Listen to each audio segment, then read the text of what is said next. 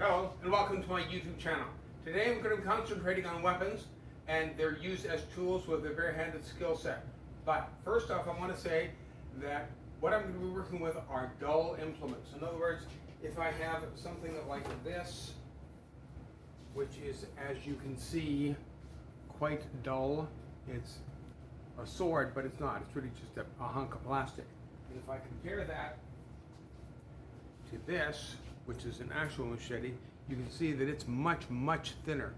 And the idea behind this is that it's for cutting. Now, I'm not going to be talking a lot about cutting, but I am going to ask KB if you'd make a video on cutting, even just cutting meat and such. We were doing a video a number of years ago on blocking a knee to the groin. And he came in, and then I came in. And when I came in and I tried to knee him, he simply dropped the knee with his palm heel on top of my knee. And after that, I found other things to do, like sitting down. It was very painful because he had spent the whole morning chopping. And that motion, and they did that motion very well. So, KB, if you're out there, maybe you could make a video on how to cut even just basic things like meat and potatoes and such. But, you know, no pressure. Now, on with today's video. When I'm working with this, oftentimes, and the sword, the same thing, you can see that I'm moving all about and doing all these things, and basically I'm cutting through the air. Now, if I'm actually striking like that, again, striking into air. But if I strike into a pad or a bag, there's impact, and I have to deal with that recoil and that strike. Where this is nothing, I can come right through, or I can come around, do that sort of thing. The same thing can't be said when I come into here. The same thing is true of this impact tool here. If I'm striking, I have to come back.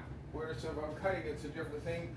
But if I'm striking and there's nothing there, then it comes through. From this angle, it comes right through. Where from here, I have to pull it back out of the way so that I can find some other way to deal with it. Dealing with that is extremely important, and learning to deal with the recoil is extremely important. Just having this tool by itself is good, but you have that impact, zero. Whereas I'm striking here, lots of impact. Now, the one I'm going to concentrate on today is the backward swing. Yesterday, I concentrated on this. Today, I'm concentrating on this one. And again, you notice, no impact. Same thing on this side here. No impact. Goes right around. If there's something in the way, stop it right away.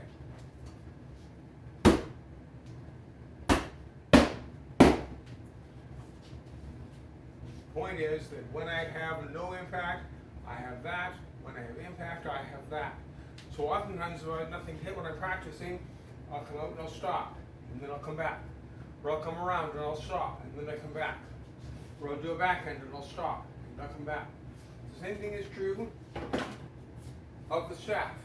Instead of striking all the way through and freezing it out, I can do that, but I can also strike out and then come back.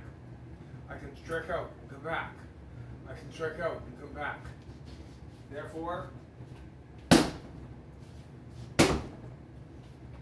same basic idea when I'm actually striking a bag, but if I don't have a bag, out and back, or if I'm doing this,